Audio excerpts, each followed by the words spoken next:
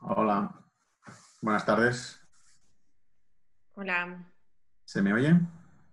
Sí, ¿no? Sí, sí, sí. Bueno, pues nada, vamos a empezar. Ya son las 5:01, pues con tu permiso, doctora Andrea, doctora Calvo, antes empezaré a hacer una pequeña introducción y empezamos ya. Vale. Vale, buenas tardes. Mi nombre es Antonio Ruiz, Marketing Manager de Medtronic, de la Unidad de Negocios Respiratory and Monitoring Solutions. En primer lugar, me gustaría agradecer a todos los profesionales sanitarios el gran esfuerzo que estáis realizando para paliar los efectos del COVID-19, que tan duramente está afectando a nuestro país. Especialmente agradecerte a ti, doctora Andrea Calvo, tu disponibilidad y que podamos contar con tu experiencia en estos momentos tan difíciles para las unidades de cuidados intensivos. Desde Medtronic queremos seguir contribuyendo a la lucha de COVID-19 y por eso estamos organizando durante la alerta sanitaria diferentes webinars, este ya es el quinto, con el objetivo de facilitar un punto de encuentro entre los profesionales sanitarios para compartir experiencias y buenas prácticas en el tratamiento del COVID-19 en los pacientes críticos infectados. El objetivo del webinar de hoy es dar unas indicaciones basadas en la experiencia de la doctora Calvo de los cuidados críticos básicos y poder ayudar a los profesionales sanitarios de la salud que no tienen un alto grado de experiencia en este aspecto. La doctora Calvo es anestesióloga adjunta de la UCI quirúrgica del Hospital Clínic de Barcelona y en su unidad en los 2 últimos meses han tratado más de 400 pacientes en cuidados críticos y a nivel del hospital más de 2.000 pacientes. Antes de empezar la webinar, quería recordaros una serie de puntos básicos. Es que tenéis el micrófono, la audiencia tiene el micrófono cerrado por defecto. Hemos elegido esta opción para que sea la sesión más dinámica, para dejar las preguntas al final y poder ajustarnos al tiempo de la sesión. La cámara de los oyentes, de los asistentes, también aparece desactivada, por lo que solamente podréis ver podréis ver la cara del ponente y la presentación que esté compartiendo. Abajo del menú tenéis un icono de Question and Answers. A través de este icono podéis lanzar las preguntas. Intentaremos contestar todas las preguntas al final de la sesión. Las que no dé tiempo a responder, intentaremos hacerlo más tarde y colgarlo en nuestro portal de formación. Si la conexión va mal, les pedimos disculpas por adelantado, ya que en estos momentos las líneas suelen estar muy colapsadas, las redes están con mucho tráfico y a veces se colapsan. Y por último, para finalizar la sesión, encontraréis un icono de continuar, que es un link a un cuestionario sobre la sesión que esperemos puedan completarlo con el fin de que podamos ayudar y adaptarnos a sus necesidades. Y sin más dilación, doctora Calvo, pues te dejo que hagas tu exposición y muchas gracias anticipadas. Vale, bueno, buenas tardes a todos. Primero, pues dar las gracias por la invitación a este webinar. La verdad es que para mí y para todos los profesionales que actualmente trabajamos en unidades de críticos, pues es de vital importancia también pues transmitir, ¿no?, toda la experiencia y como la información más actualizada que tenemos hasta el momento, con el fin de que cada vez más profesionales pues tengan también esta experiencia por si hay un repunte de casos, ¿no?, próximamente, y porque, bueno, son cosas que nos han permitido aprender a partir de la experiencia que hemos tenido con este tipo de enfermos, ¿vale? Entonces, vamos a hablar, un segundo, durante esta charla acerca de los laboratorios y de la monitorización que utilizamos en las unidades de críticos que tenemos actualmente en el hospital, asimismo de la fluidoterapia y del soporte hemodinámico de estos enfermos. Hablaré también del tratamiento antiviral, del tratamiento antibiótico, de las pautas de anticoagulación que estamos actualmente utilizando, de los corticoides y de los inmunomoduladores o antiinterleuquinas. Haré una pincelada también acerca de la nutrición y el control glicémico de estos enfermos. Y para finalizar, un poco sobre las vitaminas y minerales, ¿vale?, que también es un tema que ha crecido un poco de interés en las últimas semanas. Entonces, supongo que, bueno, todos hemos estado, ¿no?, expuestos durante estas semanas a mucha información acerca del coronavirus, ¿no? Cada día prácticamente era pues un bombardeo de información y de artículos que iban saliendo de diferentes, digamos, revistas muy conocidas. Y bueno, lo que hemos intentado hacer durante esta presentación pues es recopilar, como bien digo, esta información. Alguna de estas pues es de hace pocos días o incluso pocas semanas. Y el protocolo que usamos actualmente en el hospital pues se basa sobre todo en estas guías de recomendación, ¿vale? Lo cual pues ya pues de entrada aprovecho para mencionar que es importante que en cada centro o que los profesionales que normalmente no trabajan en unidades de críticos, pues tengamos la posibilidad, ¿no?, de trabajar o sea, de manera multidisciplinar con varias áreas de los hospitales, con el fin de elaborar protocolos, ¿no?, que supongo que ya la mayoría de centros pues tienen los protocolos, digamos, enfocados de acuerdo a las necesidades, de acuerdo al personal que tenéis disponible en cada centro, con el fin pues de estandarizar las medidas y que todo el personal, ¿no?, enfermería, auxiliares de enfermería, médicos, pues tengan conocimiento de estos protocolos, lo cual pues va a facilitar muchísimo pues la actuación, ¿no?, en estos momentos, digamos, de crisis, ¿de acuerdo? Para no estar, digamos, pensando cada vez en qué cosas hacemos, o en tal sitio hacen una cosa, en tal sitio hacen otra, sino intentar tenerlo todo en un protocolo, ¿vale? Que siempre está sujeto a modificación, ¿no? Nosotros, por ejemplo, pues, de acuerdo a la literatura que iba saliendo, pues íbamos actualizando o haciendo modificaciones en este protocolo, lo cual pues, es un trabajo dinámico, ¿no? Entonces, ya para entrar en materia acerca del laboratorio, normalmente pues en el hospital se creó como un perfil COVID que incluía pues el hemograma, la PCR, las plaquetas, el dímero D, el fibrinógeno, que en muchos sitios a veces no está incluido en las pruebas de coagulación estándar, la troponina, ¿no?, la procalcitonina, para mirar pues que no haya una sobreinfección bacteriana, así como los antígenos de neumococo y de legionela. A su vez, según la disponibilidad de cada centro, pues la posibilidad de realizar virus de la gripe, VIH o virus de hepatitis B, y también los frotis epidemiológicos, que esto digamos que es una práctica, digamos, como más de las unidades de críticos, pero que es bastante importante tenerlos porque estos pacientes estarán ingresados una vez que entran en la unidad de críticos, pues muchas veces varias semanas, ¿no? Entonces, durante este periodo de ingreso, pues muchos de estos enfermos ya vienen colonizados o pueden colonizarse durante el ingreso antes de presentar una infección como tal activa. Entonces, es bueno tener como los frotis tanto nasal como rectal que nos permitan identificar qué bacterias son las que están actuando, ¿no?, que tiene este paciente en su flora habitual. Y así, si tiene algún proceso infeccioso, pues nos permite dirigir un poco más el tratamiento orientado a este tipo de gérmenes, ¿no?, que siguen antes de esperar a que salgan los cultivos, ¿no?, respectivos.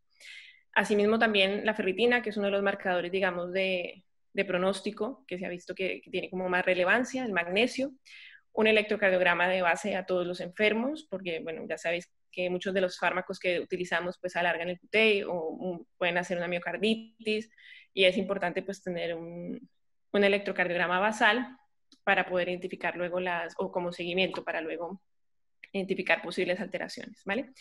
Radiografías de tórax, por supuesto. El TAC, digamos que lo dejamos reservado para pacientes que no tengan una mejoría o que tengamos una sospecha de que tenga un TEP, ¿no? No se hace de rutina porque ya sabéis pues que trasladar estos pacientes es bastante engorroso y no está pues disponible para todos, ¿no?, como quisiéramos. Y lo que sí es, por ejemplo, la ecografía cardiopulmonar, que cada vez pues se usa más en diferentes áreas, ¿no?, en diferentes especialidades van utilizando más la ecografía cardiopulmonar, y que se ha convertido pues en una herramienta en todos los enfermos de críticos y aún más también en los pacientes con COVID, que permite pues valorar un poco día a día o ver nuevas condensaciones, a veces sin necesidad de hacer las radiografías de tórax, ¿vale?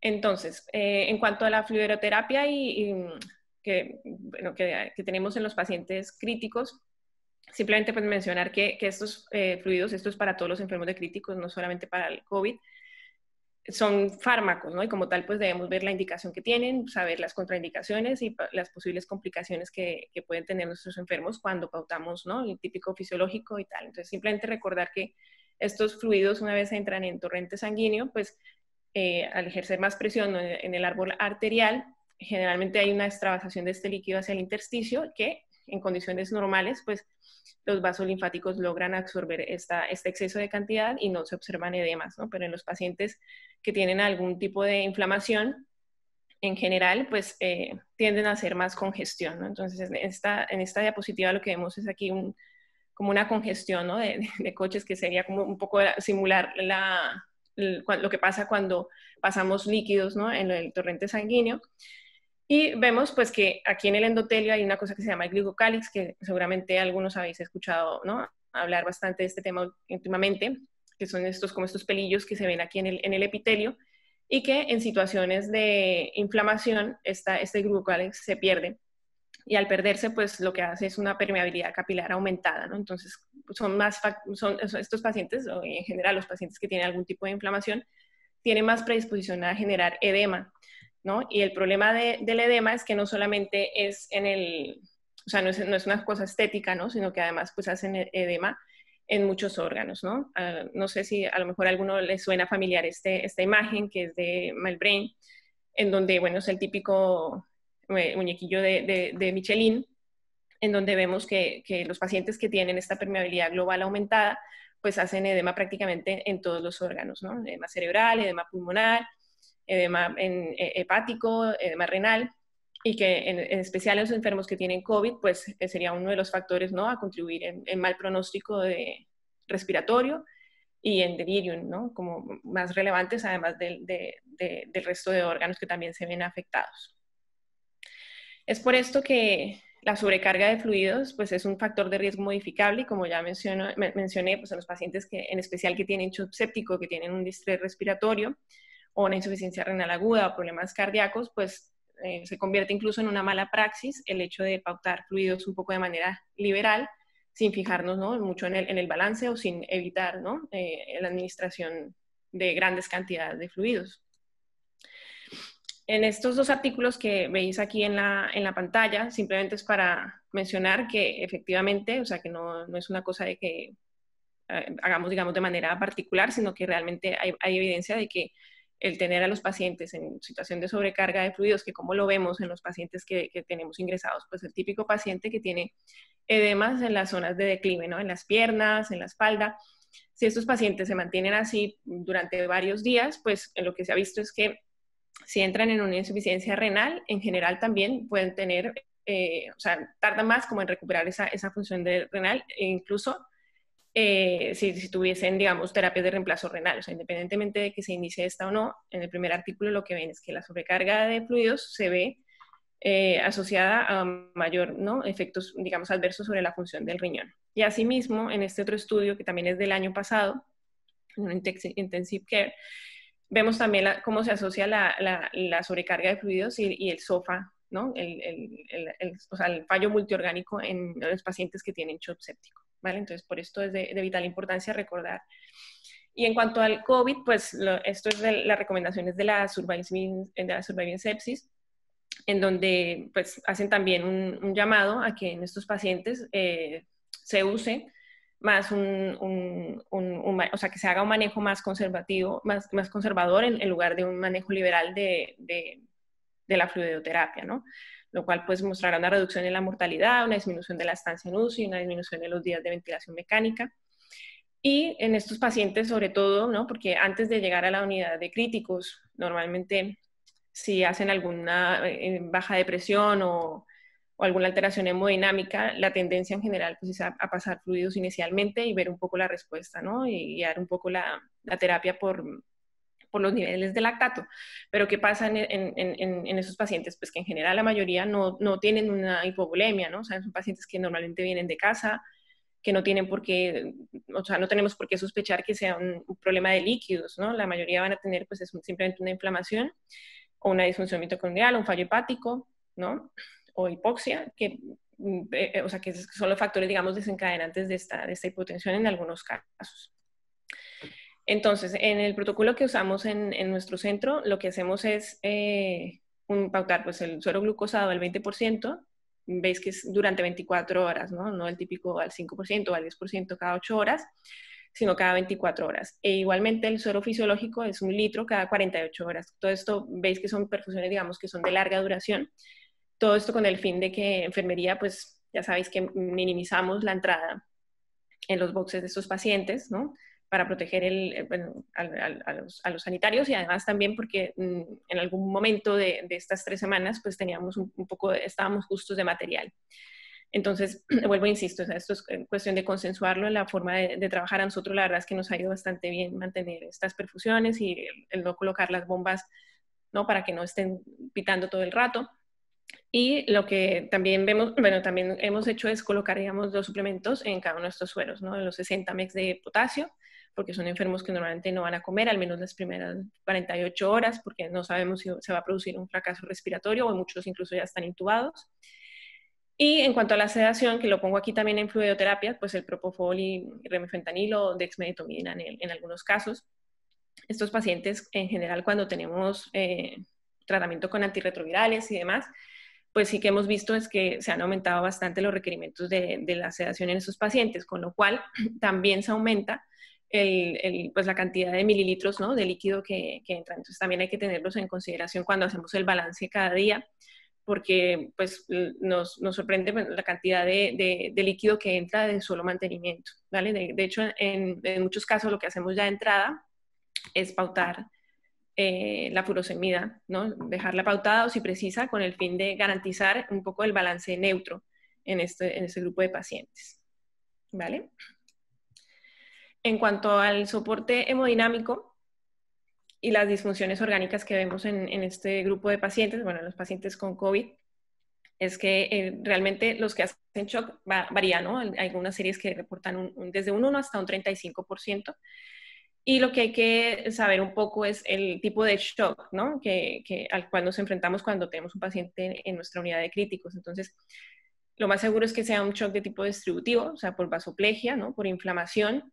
No es frecuente, como ya dije, un shock hipovolémico, o la otra opción también a descartar sería un shock cardiogénico, ¿no? Por una miocarditis o alguna alteración ya de bomba, ¿no? Pero en general, la mayoría de los pacientes lo que tienen es un shock distributivo y el fármaco de elección pues es la noradrenalina, ¿vale? También vemos, bueno, que hay algunos pacientes que desarrollan además pues otras disfunciones orgánicas como puede ser renal o hepática, ¿no? Como todos los enfermos en críticos y sobre todo pues los pacientes que tienen más comorbilidades, ¿no? Que son diabéticos, que tienen enfermedades cardiovasculares previas. Pacientes linfopénicos pues tienen una mayor tendencia a hacer disfunciones orgánicas. ¿Vale? Entonces, ya pasando al tema de los antibióticos, en nuestro protocolo lo que incluimos pues es el tratamiento, digamos, de una neumonía adquirida en la comunidad inicialmente, ¿no? Si son pacientes que vienen de casa, pues los cubrimos de acuerdo al protocolo que tenga cada centro, de acuerdo a los gérmenes que sean más frecuentes en cada sitio. Nosotros lo que hacemos es un betalactámico más un macrólido, que en nuestro caso es cetraxona más acitromicina, y teicoplanina, que serían estas dosis que veis aquí, de 400 miligramos cada 12 horas. De la teico, las 3 primeras dosis y luego 200 cada 12 horas. Entonces, este tratamiento lo mantenemos durante 5 días y se para al 5.º día si en ausencia de una procalcitonina elevada, ¿no? Que nos descarta una sobreinfección bacteriana, en ausencia de secreciones muy purulentas y según también la evolución radiológica, ¿no? En algunos pacientes, pues, decidimos dejarlo unos días más, pero en general, si no hay una sospecha de una sobreinfección, si los antígenos de neumococo y demás son negativos, en principio lo que hacemos es pararlo a los 5 días, ¿vale? En cuanto hay que tener también en cuenta a los pacientes en riesgo de colonización por bacilos gram negativos, ¿no? En los cuales, pues, tendríamos que ampliar un poco más los antibióticos de entrada, como son los pacientes que tengan EPOC, que tengan historia de bronquiectasias, los pacientes que tengan frotis, con que son pacientes ya, digamos, que a veces han estado ingresados y que ya se les ha hecho un screening para bacilos gram negativos multiresistentes, pues hay que revisar, ¿no? La historia que no tenga ese antecedente o que haya estado en tratamiento antibiótico reciente o un ingreso reciente en los últimos 3 meses. Entonces, si alguno de estos pacientes tiene alguna de estas características, lo que hacemos es escalar un poco el manejo antibiótico a Tazucel, que se dan los 4 gramos en bolo y luego posteriormente en una perfusión de 16 gramos en 24 horas. También durante 5 días y esto también con la tecoplanina, ¿vale? Hay que tener también unas consideraciones especiales, que son pues los pacientes que ya de entrada o porque tengan condiciones previas están neutropénicos. Y pues además de hacer todos los cultivos, ¿no? Hemocultivos, urocultivos, si hacen fiebre, que la mayoría están haciendo pues, picos febriles, lo que hacemos es hacer una cobertura pues, más amplia y aparte también hacer un screening de otros microorganismos como puede ser, ¿no? Un aspergillus o un citomegalovirus, pacientes trasplantados que también pues, han tenido esta infección por coronavirus. Y en cuáles pacientes sospechar, digamos, un aspergillus. Como ya dije, pues son pacientes que van a estar ingresados varias semanas y que en este transcurso del ingreso pues pueden hacer neutropenias severas o pueden tener tratamientos con corticoides a altas dosis o que son trasplantados, pues en estos pacientes se ha de solicitar un AGA en sangre e incluso valorar el tratamiento si hay una fiebre persistente, ¿vale? En los casos también que haya una linfopenia muy severa, también sospechar de neumocistis y algún caso hemos tenido de pacientes que además de tener el COVID pues hacen también infecciones por gripe y que también pues han requerido el tratamiento con oseltamivir. ¿Vale? En cuanto a la neumonía nosocomial, o sea, ya cuando pasan más de 72 horas de ingreso o pacientes que han estado con ventilación mecánica, pues si tenemos la sospecha de que hay una sobreinfección bacteriana porque empieza a elevar ¿no? reactantes en fase aguda o empieza con una procalcitonina elevada, pues escalamos el tratamiento, ¿no? Empezamos con meropenem, 1 gramo cada 8 horas y una quinolona levofloxacino o ciprofloxacino. Y incluso en algunos pacientes damos alguna dosis puntual de amicacina, 1 o 2 días.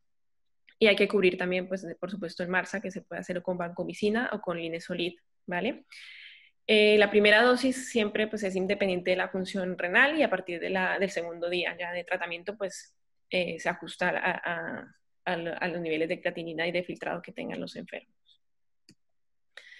¿Vale? Ahora vamos a entrar un poco en el tratamiento antiviral, que seguro que ya muchos de vosotros habéis escuchado, ¿no? Hablar pues bastante, digamos que es como el eje central de todas las publicaciones acerca del tratamiento. Entonces, en este dibujo que es de un JAMA que se publicó el 18 de abril, lo que vemos pues es un esquema, ¿no? de todas las fases, ¿no? Aquí vemos pues el coronavirus que entra a la célula y a su vez pues todo el proceso, digamos, de replicación hasta que hay una exocitosis. Entonces, como veis, en cada punto prácticamente hay como unos targets de tratamiento y en los cuales se va a enfocar. Yo tocaré algunos, más que nada para contaros ¿no? de la revisión que hemos hecho de la relevancia clínica y de los estudios que han ido saliendo, ¿vale?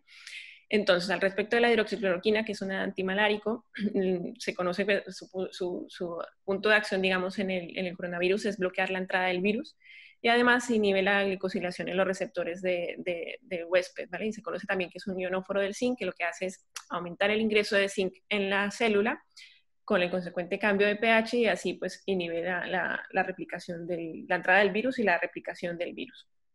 Y también se ha visto que tiene pues una inhibición en la producción de citoquinas y por eso también pues se había usado en enfermedades inflamatorias, ¿vale? Las dosis son 400 miligramos por vía oral cada 12 horas. Esto el primer día y luego seguíamos con 200 miligramos por vía oral cada 12 horas hasta el día, bueno, 4 días después, hasta completar 5 días. Y en principio no hay ajuste, digamos, en dosis renales o hepáticas, pero se debe usar en precaución en este grupo de pacientes, si tuviésemos alguno, ¿vale? En cuanto a los estudios de por qué se empezó a usar hidroxicloroquina en los pacientes con COVID, pues básicamente había un estudio en China con 100 casos, en donde se veía que había una mejoría en el patrón radiológico y una reducción en la progresión de la enfermedad, pero este estudio pues simplemente fue observacional, no había un grupo de control.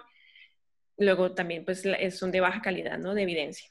Y en Francia hicieron un estudio también que tenía pocos pacientes, eran 20 con hidroxicloroquina y 16 controles. Y aquí lo que vieron es que sí que hubo una negativización en el frotis al día 6 de tratamiento, ¿vale? Un 70% versus un 12% se negativizaron. Entonces esto también pues hizo un poco de crecer el interés en pautar esta medicación a los enfermos. Y de hecho, actualmente, pues, en varios hospitales se está haciendo un estudio en profilaxis en trabajadores de la salud y en personas que hayan tenido una exposición de alto riesgo, ¿vale? Pero todos estos estudios están en marcha. Lo que hay que saber y tener bastante claro es que produce un QT largo hasta un 10% de los casos, que puede ser más porque si además colocamos más medicamentos que prolonguen el QT, pues subirá este porcentaje, que puede hacer también hipoglicemia, ¿no? Alteraciones neuropsiquiátricas, retinopatía y bueno, recientemente se han publicado también casos en donde ha habido una hiperpigmentación como otro efecto adverso de esta medicación. En cuanto al lopinavir y ritonavir, el Caletra, son bueno, es inhibidor de la quimiotripsina 3, y lo que se ha visto es que en estudios con SARS sí que había una reducción en la mortalidad y en la necesidad de intubación, pero también fueron estudios retrospectivos, ¿no? Observacionales, que no tienen pues muy buena calidad de evidencia. Se utiliza pues en la fase inicial, ¿no? En la fase, digamos, infecciosa de 7 a 10 días.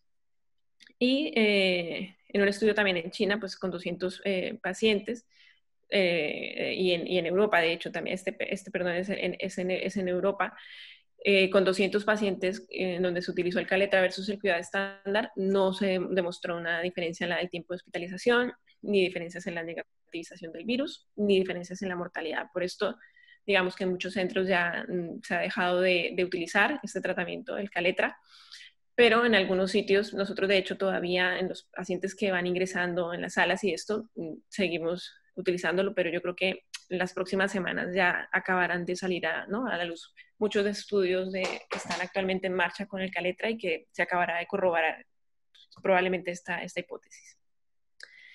En cuanto a las dosis, son 400 miligramos bidosis y la idea es entre 7 y 14 días, pero la realidad que hemos tenido es que muy pocos pacientes han completado los 14 días de tratamiento por diferentes causas, ¿no? Por efectos gastrointestinales, por hepatotoxicidad, ¿no? Hasta un 10%, elevación de las transaminasas, que es algo muy frecuente que hemos visto en los pacientes, que además pues, puede ser multifactorial, y hasta un 14% realmente pues, se tiene que parar el tratamiento.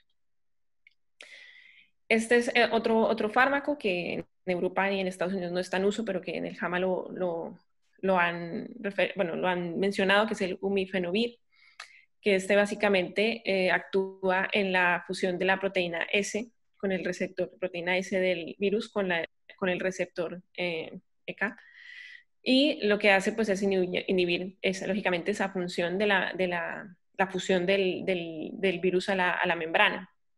Y en China y en Rusia sí que está aprobado este medicamento y se ha visto que en infecciones por influenza sí que ha tenido un buen resultado con disminución de la mortalidad y menor tiempo de hospitalización. Pero actualmente pues hay estudios en marcha y de todas maneras pues por falta de evidencia en Europa y en Estados Unidos no está disponible este fármaco. Y luego ya de los antivirales está también el Remdesivir, que es como otro de los fármacos que ha estado como más enfocada pues todos los estudios en cuanto a tratamiento. Este es un análogo del trifosfato de nucleócido, que es un profármaco, y este medicamento ya había mostrado beneficios en ébola, y en estudios in vitro también ha demostrado pues, ser efectivo en el COVID, ¿no? Y digamos que tiene una buena tolerancia sin tanta toxicidad hepática ni renal respecto a los otros, y se da en una dosis de 200 miligramos de carga y luego 100 miligramos en la infusión diaria. Y en pacientes que tengan algún tipo de fallo renal, pues no se puede administrar. Y actualmente pues hay 5 trials en marcha así importantes que esperemos que en las próximas semanas pues nos acaben de dar luces acerca de si funciona realmente o no. Entonces, en cuanto a la surviving sepsis, pues lo que dicen es más o menos lo que os he comentado, ¿no? Que sugieren, digamos, que baja calidad de evidencia respecto al uso del Caletra, y que básicamente pues faltan muchos estudios, ¿no? En cuanto a la hidroxicloroquina también, y que no se recomienda el uso, digamos, de otros antivirales porque pues faltan todavía muchos estudios. ¿Vale? Ahora vamos a entrar en las alteraciones de la coagulación, que seguro que muchos habéis escuchado, bueno, que este virus pues, tiene la peculiaridad de alterar también la coagulación, y de hecho, bueno, hay varios estudios que han mostrado pues, que los pacientes que tienen, o sea, que hay como un 10% de pacientes que hacen alteraciones, digamos, severas de la coagulación, pero que en los pacientes que han muerto, pues sí que se ha visto que la mayoría tenían alguna alteración. Entonces, básicamente lo que hemos observado, lo que está, digamos, publicado, es que hay un aumento del dímero D, hay un aumento del fibrinógeno en fases iniciales, que luego parece que hay como una especie de fibrinólisis, pero que no acabamos de ver unos fibrinógenos bajos porque es tanto el fibrinógeno que se ha producido que realmente no alcanza a verse una hipofibrinogénemia. Hay un aumento también de una trombocitosis, un alargamiento moderado del tiempo de protrombina, y el 16% de pacientes admitidos en una UCI por COVID con insuficiencia respiratoria aguda se ha visto que han desarrollado TEP, y de hecho mencionan que incluso está infravalorado, ¿no? Porque muchas veces están en hipoxia, muchos no tienen una prueba de imagen, luego es difícil a veces de ver. Y lo que no tenemos todavía certeza es acerca de qué tan efectivo es hacer o tromboprofilaxis o anticoagulación plena en este grupo de pacientes en cuanto a las alteraciones de la coagulación, incluso pues, ante el desarrollo de un TEP. Entonces, este estudio es como de los más, digamos, relevantes que se han publicado en cuanto a temas de coagulación. En este lo que se recomienda es como administrar la tromboprofilaxis, ¿no? Saltó un poco la alarma, porque en este estudio pues sí que se demostró que había una disminución de la mortalidad, sobre todo en los pacientes que desarrollaban una coagulopatía asociada a la sepsis, ¿no? O sea, si tomamos en general todos los casos que metieron en este estudio, no hay como tal una diferencia, pero si coges los pacientes que tenían una coagulopatía asociada a la sepsis, pues sí que hay una disminución de la mortalidad. ¿Vale? Entonces, esto de la coagulopatía inducida a la sepsis, básicamente son estos los criterios, ¿no? Tiene en cuenta las plaquetas, tiene en cuenta el ILR o el tiempo de protrombina y el SOFA score, porque como digo, pues es asociado pues, a la sepsis. Entonces, si este score es mayor de 4, en estos pacientes sí que hubo una disminución de la mortalidad de un 40 versus un 64%. ¿Vale? Además de los que tenían un dímero D también elevado. ¿Vale? Entonces, aquí también está el tema de la coagulación intravascular diseminada, que hemos tenido algunos casos en donde, por criterios diagnósticos que los veis aquí en la pantalla, se diagnostican de una coagulación intravascular diseminada, pero que luego no es la típica, ¿no? Como todo en este virus, no es el típico distrés, no es la típica coagulación intravascular diseminada. Incluso hay quienes hablan de que son síntomas más como de una CID más, digamos, subaguda, ¿no? Que vemos es más los episodios trombóticos que no los episodios de sangrado. ¿Vale? Entonces, en cuanto a esto, en el protocolo, lo que hacemos actualmente es enoxaparina, heparina de bajo peso molecular, 1 miligramo por kilo, cada 24 horas como tratamiento, digamos, profiláctico, y anticoagulación plena con 1.5 miligramos por kilo cada 24 horas en pacientes que tengan un dímero D mayor de 3.000, que tengan trombocitosis arriba de 500.000 y un fibrinógeno mayor de 5. Estas recomendaciones también son de la CEDAR, y se debe ajustar, por supuesto, en los casos de insuficiencia renal. Y en el caso de que no se considere segura la descoagulación, por lo que sea, ¿no? Porque además tienen riesgo a presentar algún tipo de sangrado o alguna otra incidencia, pues se recomienda también la perfusión de heparina sódica, como pues en cualquier otro paciente, ¿no? Y lo que es importante también, que a veces generaba dudas, ¿no? Es como tenemos un paciente que ahora tiene un dímero mayor de 10.000, pero a lo mejor en 4 días, pues están en 3.000 o en 4.000, ¿qué hacemos, no? ¿Bajamos esta anticoagulación o la mantenemos? En general hemos optado por mantenerla, salvo que tengamos algún indicio de algún tipo de sangrado, ¿vale?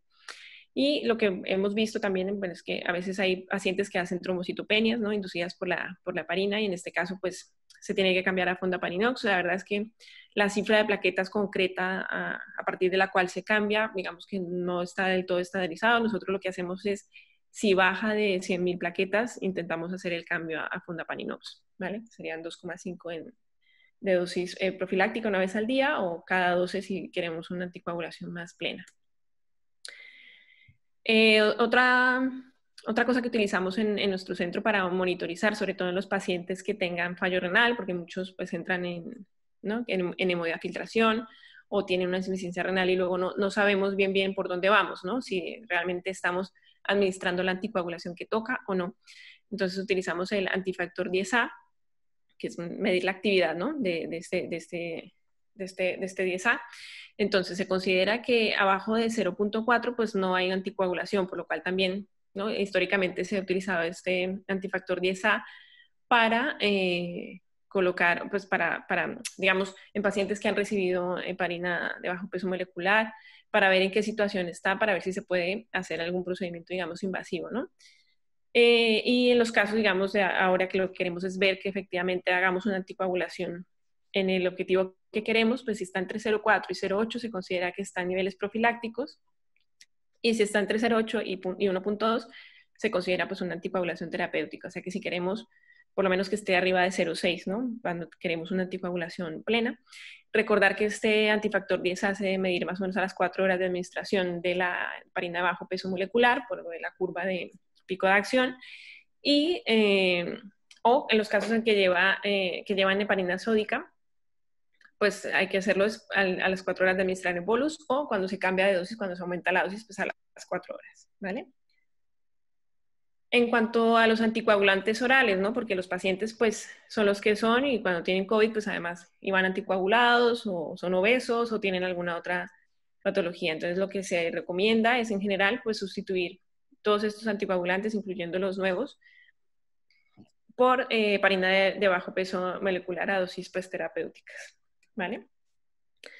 En cuanto a la antiagregación plaquetaria, por supuesto, la aspirina, si es para prevención secundaria, la mantenemos. Y en cuanto al clopidogrel y el ticagrelor, lo que recomiendan es, pues, no sustituirlo por prasugrel en los casos en que necesitamos sí o sí tener el paciente antiagregado, porque, bueno, disminuye su efecto si van en tratamiento con caletra, en el caso del clopidogrel, y en el caso del ticagrelor, pues aumenta el efecto. Entonces, lo que hacemos es esto, ¿no? Si es indispensable, pues se pasa a prasugrel, que no se ha visto que tenga interacción. Ahora vamos a pasar a los corticoides, que es un tema que a lo largo, pues, de los últimos años incluso, pues se ha visto también en controversia. Ahora, pues con el COVID, pues más de lo mismo un poco, ¿no? Entonces, en resumen, en la literatura que hay hasta finales del año pasado, más o menos, lo que habíamos visto es que para el distrés y para la neumonía sí que se ha demostrado una disminución en la mortalidad en los días de ventilación mecánica, neumonía bacteriana, y estancia en UCI también menor, y menor tiempo, digamos, de resolución del cuadro. En cuanto a la sepsis, no se ha visto como tal que se prevenga el shock o que disminuya la mortalidad. Y en el shock séptico sí que se ha visto menos días de ventilación mecánica, menor estancia en UCI y disminución del tiempo de resolución, pero no se ha visto como tal un cambio en la mortalidad, ¿vale? Entonces, en el COVID-19, pues actualmente también hay estudios, ¿no? Lo que sabemos es que basado en 76 estudios observacionales que se hicieron en SARS y en MERS, con un total más o menos de 6.500 pacientes, en neumonía también por influencia, lo que se ha visto es que en los corticoides hay un aumento de la mortalidad y hay aumento del riesgo de sobreinfección, digamos que en las infecciones virales, ¿no? Y en el COVID-19 como tal, pues hay un estudio retrospectivo de 200 pacientes en China, en donde sí que se vio una disminución de la mortalidad en pacientes con distrés.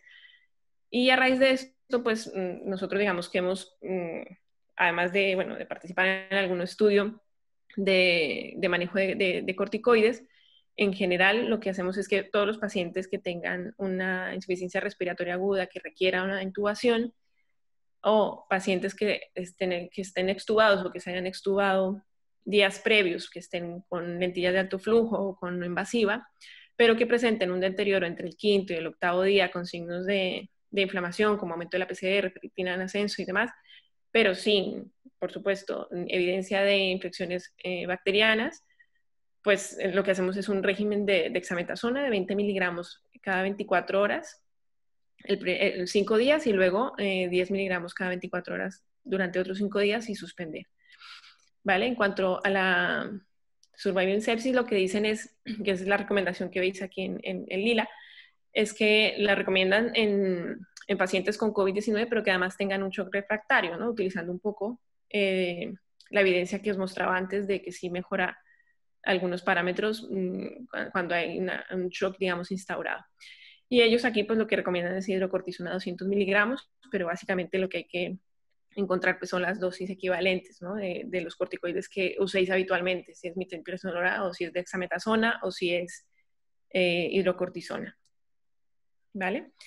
En cuanto a las antiinterleuquinas, ya para ir finalizando, lo que se utilizan más que todo es en la fase, en esta gráfica, tenemos la parte del COVID, digamos, normal, ¿no? Y hay pacientes que desarrollan pues un COVID, digamos, más severo, un cuadro más severo con distrés, y hay algunos en los que además de distrés, pues también hay como una tormenta, digamos, de citoquinas, que es, digamos, en la base que han utilizado para instaurar el manejo con las antiinterleuquinas, ¿no? Entonces hablaremos del tocilizumab, que ya, pues, históricamente tenían experiencia, ¿no? de uso pues como para evitar la unión al receptor de la interleuquina 6. Y se ha reportado en 21 pacientes, como veis también todos son estudios pues con muy poca N, sin grupo control, en donde sí que se ve una mejoría de la función respiratoria. Entonces las indicaciones en general en nuestro centro, las que están son proteína C reactiva mayor de 10, una PAFI menor de 200, que tengan ventilación mecánica o criterios de distrés, una neumonía en progresión radiológica, ¿no? O un aumento del dimerodeo, de la ferritina, y con una tendencia a la linfopenia. Y las contraindicaciones pues son las que veis aquí, la sepsis, las transaminasas elevadas, la neutropenia, y las dosis son en pacientes que tengan pues más de 80 kilos, 600 miligramos intravenosos, y a las 12 horas a veces se repite la dosis en función de la respuesta, ¿no? Y el otro que también sonó bastante es el anakinra, que es un inhibidor de la interleuquina 1. Las dosis pues son 100 miligramos subcutáneos un día. Y en este sí que se ha visto pues una elevación transitoria de las enzimas hepáticas y hay pues mayor incidencia de las infecciones graves, igual que en el tocilizumab.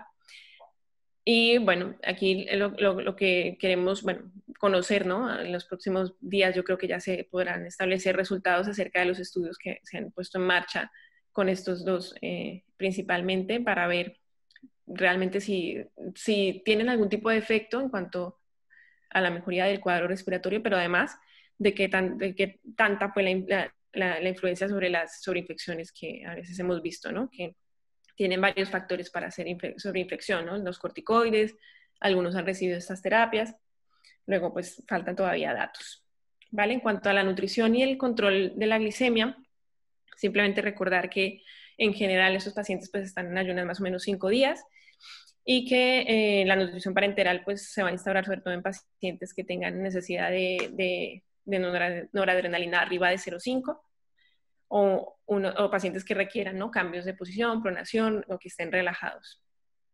En cuanto a la nutrición enteral, ha sido una pincelada para los que a lo mejor no tengan mucha experiencia. La idea es pues cubrir unos requerimientos calóricos de 15 kilocalorías por kilo al día.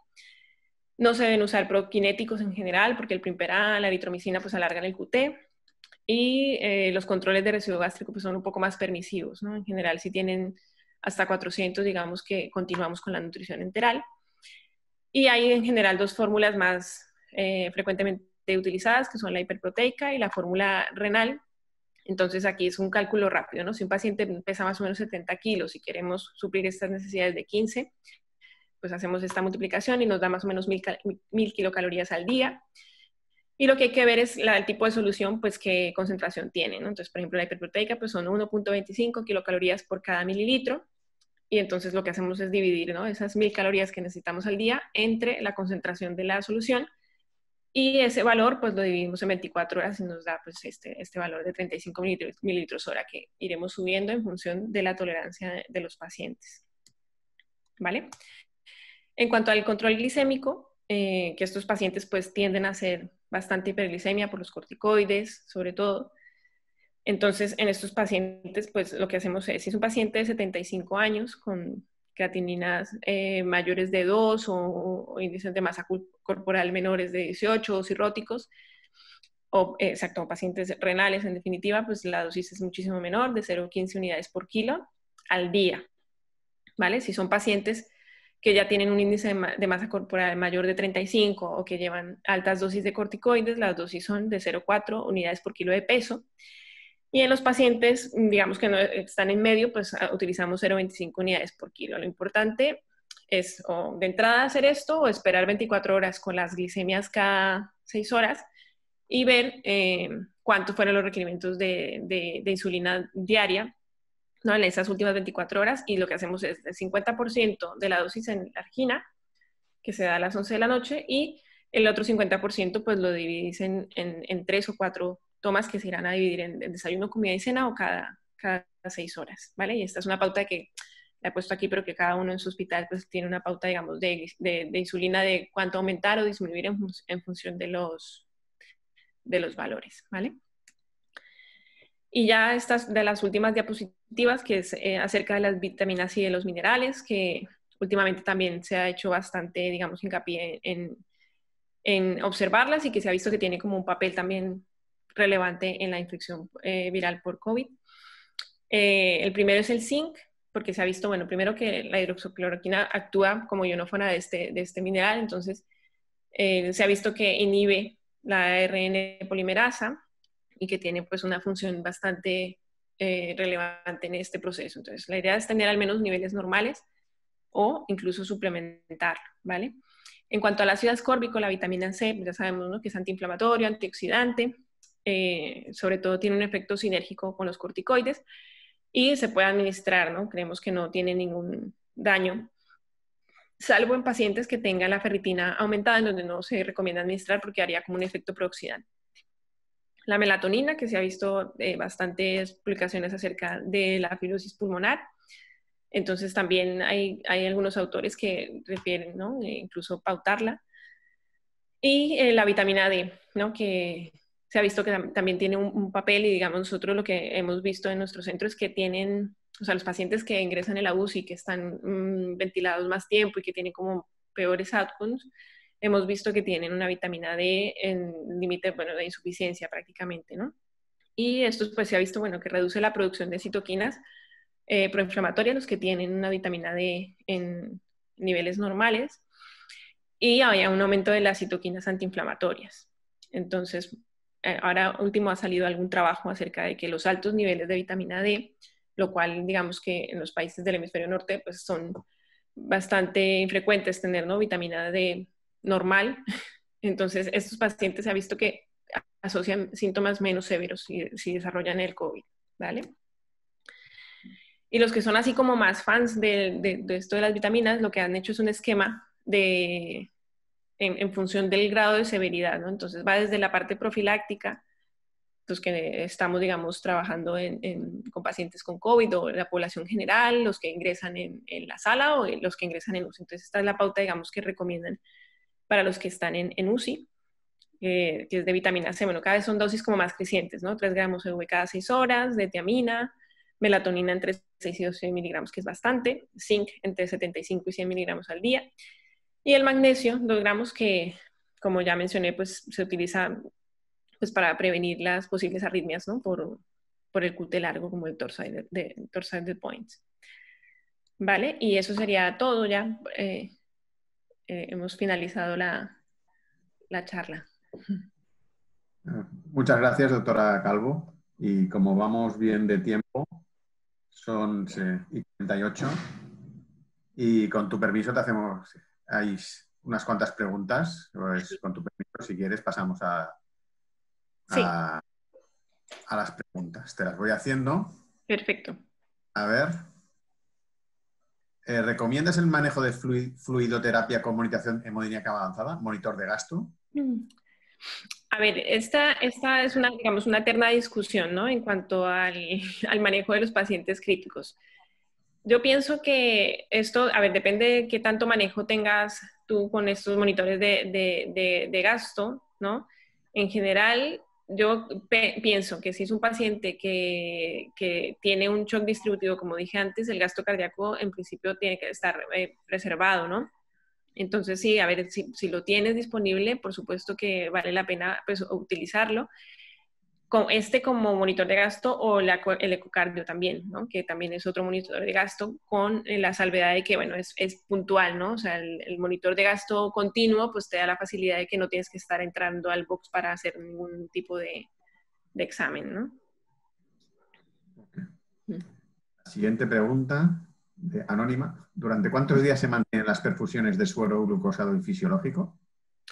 Entonces, esto, a ver, digamos que es la pauta que os mencioné aquí, es la pauta, digamos, inicial, ¿no?, que durará más o menos entre 48 y 72 horas. Luego, en función de la evolución, como digo, esto siempre es dinámico, pues vamos a ver que hay algunos pacientes que tenemos que reducir las perfusiones porque vemos que van con tendencia más bien a la oligoanuria. ¿no? O que a lo mejor se despiertan y ya no hace falta tanta sedación, ¿sabes? O sea, esto digamos que de entrada 48 horas y luego ya, según el balance, lo van cambiando. Disculpa, por el chat han puesto una que es, ¿recomiendas que la gente se tome vitamina D y vitamina C, ahora que se está poniendo de moda? Pues a ver, yo pienso que es una cosa que, a ver, que esto ya es una opinión, digamos, un poco personal, ¿no? Y es que con toda la cantidad de fármacos que hemos utilizado, ¿no? El Caletra, la hidroxicloroquina, la citromicina, venga un antibiótico, venga otro, venga ahora el Remdesivir, bueno, en fin, o sea, interferón, de hecho, hemos llegado a ver pautado. Entonces, yo pienso que al menos intentar mantener unos niveles, digamos, de vitamina D. Yo pienso que esto no hace daño, salvo en pacientes que tengan insuficiencia renal, ¿no? O que tengan algunas enfermedades estas de granulomatosis, ¿no? Que aquí sí que se ha visto pues, que aumenta el calcio y pueden empeorar.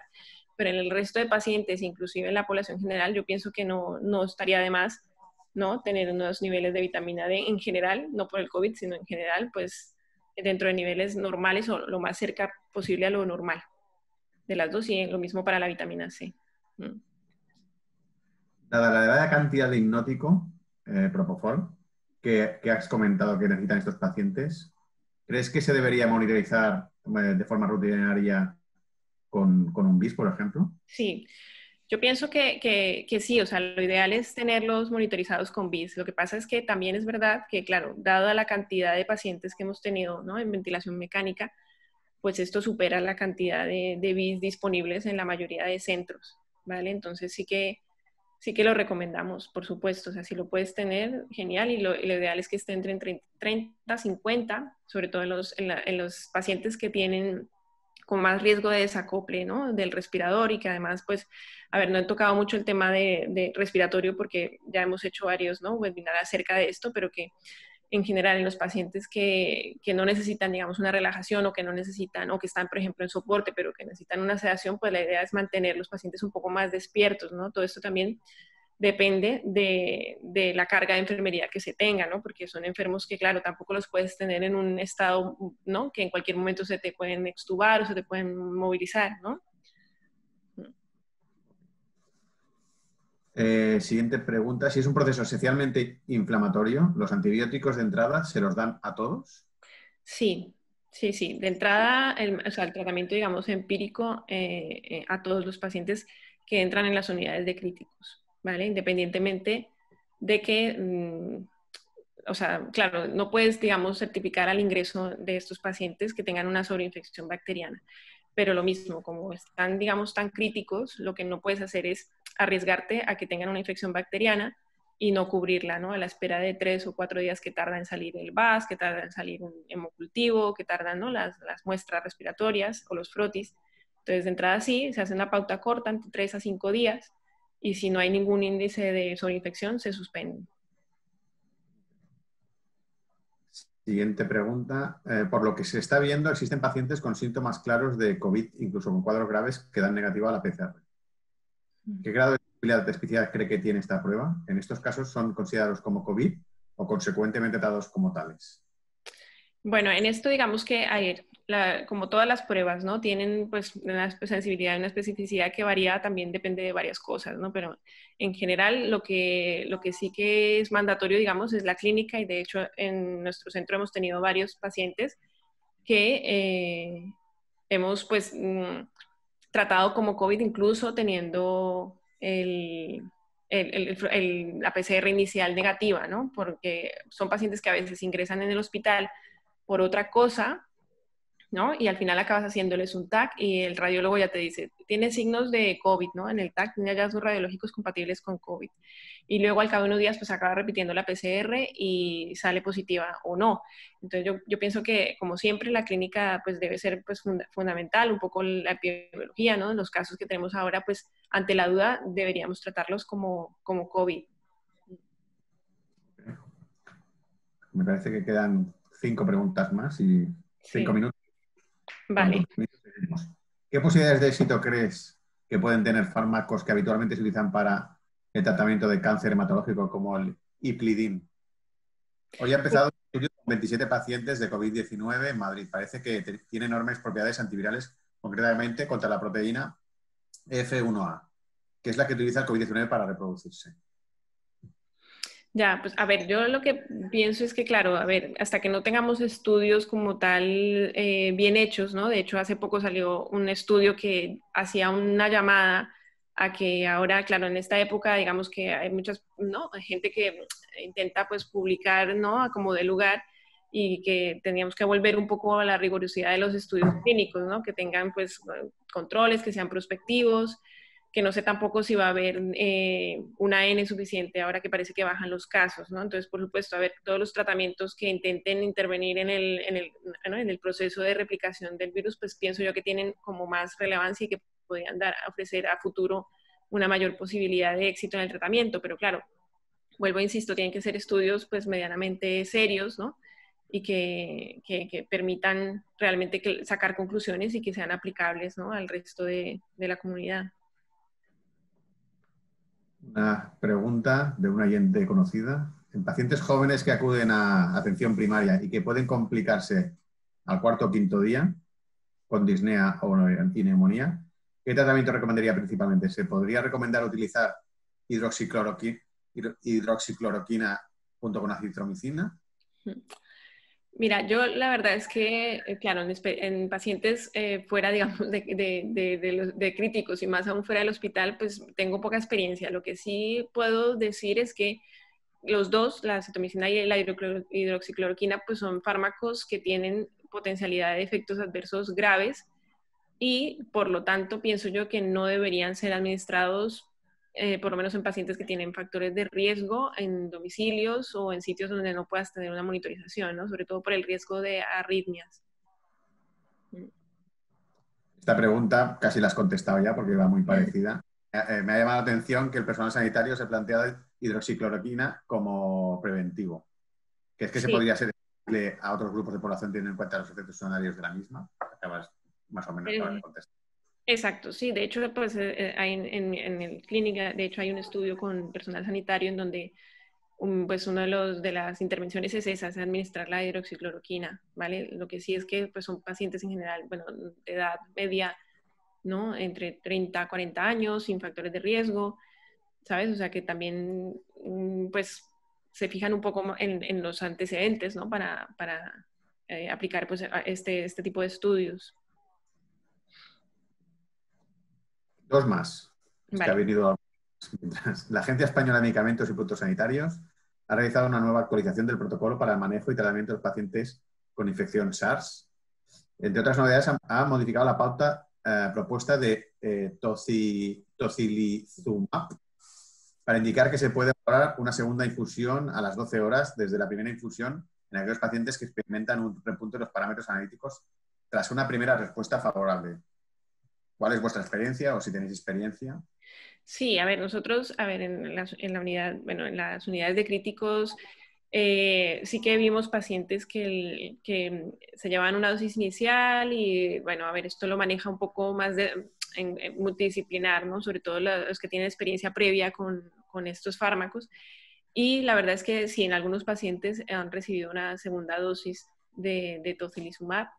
Lo que pasa es que tampoco tenemos claro lo que, vuelvo e insisto, ¿no? Que faltan estudios de realmente esta mejoría, qué tan clínicamente significativa ha sido, ¿no? Porque son pacientes que en general no tienden a hacer una respuesta muy rápida ni de patrón radiológico, ni clínicamente y analíticamente también a veces cuesta bastante, ¿no? De aseverar, ¿no? Resultados de una administración de un fármaco cuando no sabes exactamente si la evolución que han dado hace parte de la evolución natural de la enfermedad o si al final ha tenido algo que ver, ¿no? Este fármaco.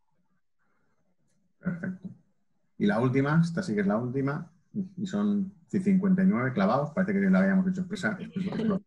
Se recomienda de vitamina D y C diaria, porque las Quedó, dosis elevadas de vitamina C tampoco son recomendables por ser prooxidantes en lugar de antioxidantes. repíteme la última parte, perdona. ¿Qué dosis se recomiendan de vitamina D y vitamina C diaria? Porque las dosis elevadas de vitamina C no son recomendables por ser en lugar de antioxidantes.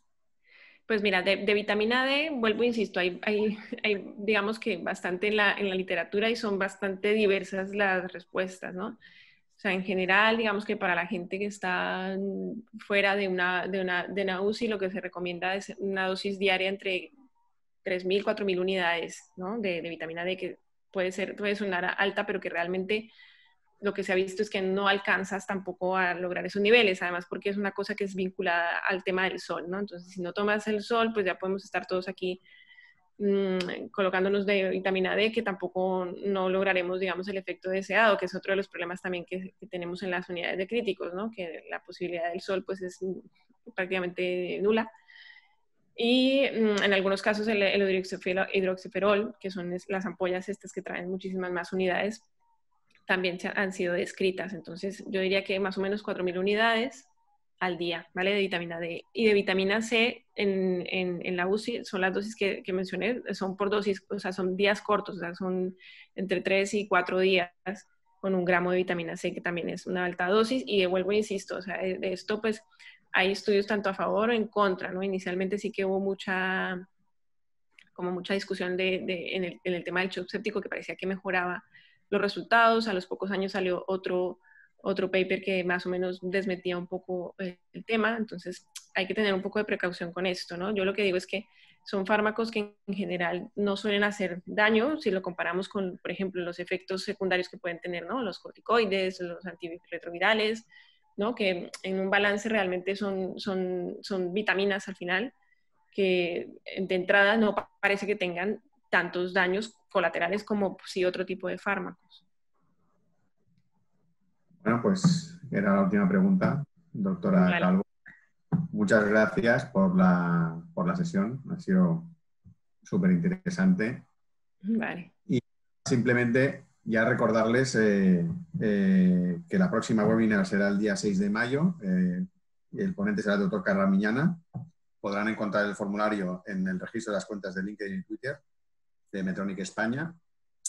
Nada, sin más, muchas gracias, doctora Calvo. Vale, no, a vosotros, muchas gracias por la invitación, ¿vale? Adiós, buenas tardes. Vale.